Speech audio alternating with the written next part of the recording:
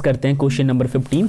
यहां आपसे बोला हुआ है the perpendicular from the origin to the line y is equals to mx plus c meets at it at point -1 and 2 find the value of m and c। यानी कि एक line हमारे पास ये है, ये लाइन जो है ये ओरिजिन से जा रहा है, यानी ये वाला पॉइंट होगा आपका 0 0, ठीक है, इसे आप बोलिए 0 एंड 0, ठीक है। ये एक लाइन को मीट करता है और मीट जब करता है तो परपेंडिकुलरली मीट करता है। मान लीजिए कुछ इस प्रकार से मीट करेगा तो इनका एंगल बना 90 डिग्री। ये लाइन आगे भी जा सकता है, कोई दिक्कत नहीं है, ठीक है। तो इस लाइन पे ये लाइन ओरिजिन से जाते हुए यहाँ पे मीट करता है और जिस पॉइंट पे मीट करता है उस पॉइंट की वैल्यू है आपके पास -1, 2। अब आपको इस वाले लाइन का स्लोप बताना है और इंटरसेप्ट बताना है, ठीक है। इसका स्लोप और इंटरसेप्ट, इंटरसेप्ट क्या होता है, जहां पे वो y एक्सिस को कट करता है। फॉर एग्जांपल अगर मैं इंटरसेप्ट बताऊं आपको, ठीक है, तो ये जो y एक्सिस को जहां पे कट करता है उसे कहते हैं y इंटरसेप्ट, ठीक है। तो ये चीज आप समझ गए, हमने पिछले के क्लासेस में भी डिस्कस किया है। और साथ में आपको इस लाइन का स्लोप बताना है। चलिए इसको हम सॉल्व करते हैं। सबसे पहले ये जो 2 पॉइंट दिया हुआ है आपके पास, ठीक है, इन पॉइंट की मदद से हम स्लोप निकालेंगे। तो पॉइंट की मदद से स्लोप कैसे निकालते हैं, ये पॉइंट हो जाएगा आपका x1, ये हो जाएगा आपका y1, ये हो जाएगा x2 और ये हो जाएगा y2। तो जब 2 पॉइंट दिया होता है तो हमें स्लोप पता ही है, वो होता है m is equal to y2 minus y1 divided by x2 minus x1, ठीक है। सारे वैल्यूज मिल गए आपको, x1 y1 x2 y2, ठीक है। आप यहाँ से m की वैल्यू निकाल लेंगे। अब मैं आपको यहाँ पे दिखाने की कोशिश करूँ तो सेम यही चीज़ किया गया यहाँ पे, x1 y1 x2 y2 इनको सॉल्व करके यहाँ पे स्लोप निकाला गया, ठीक है। और वो स्लोप आ जाएगा 2, राइट, स्लोप आ गया 2। अगर मैं जूम करूँ आपके लिए तो स्लोप आपको 2 मिल गया, राइट।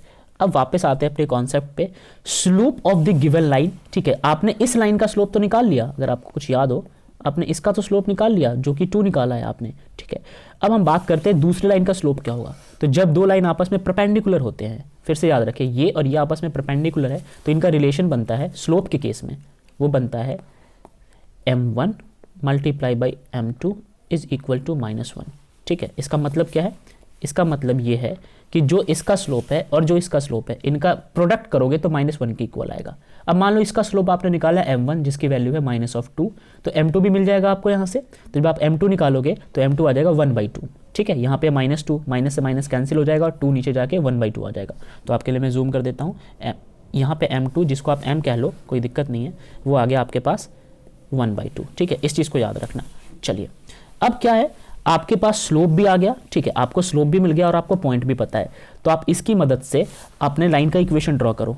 मतलब कि आपको इस लाइन का स्लोप मिल गया और इस लाइन का पॉइंट पता है। यहाँ वाला पॉइंट पता था आपको, ठीक है, वो पॉइंट था यहाँ का -1 एंड 2।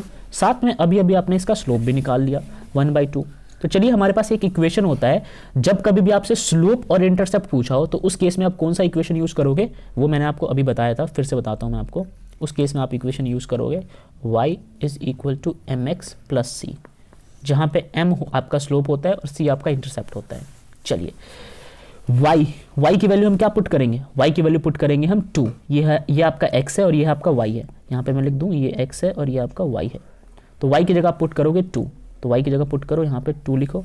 स्लोप आपने अभी भी निकाला, m की वैल्यू आपने निकाला 1/2, राइट। तो स्लोप की जगह आप यहाँ पे लिख दो 1/2, तो m की जगह लिखता हूँ 1/2। x की वैल्यू आपको पता है, x की वैल्यू यहाँ नोटिस करो, ये है -1, तो x की जगह लिख दो -1, राइट। और प्लस में c, तो यहाँ पे आप c की वैल्यू आप छोड़ दो, c नहीं पता। इस पूरे इक्वेशन को सॉल्व करोगे c मिल जाएगा, m पहले ही मिल गया, तो m आपका आंसर आ चुका है। इस इक्वेशन को सॉल्व करके आपके लिए मैं यहाँ पे जूम करूँ, आपको दिखेगा यहाँ पे c की वैल्यू आप यहाँ से निकाल लोगे, इस इक्वेशन को सॉल्व करोगे, ठीक है। c आ जाएगा आपका 5/2। तो ये हमारा क्वेश्चन था।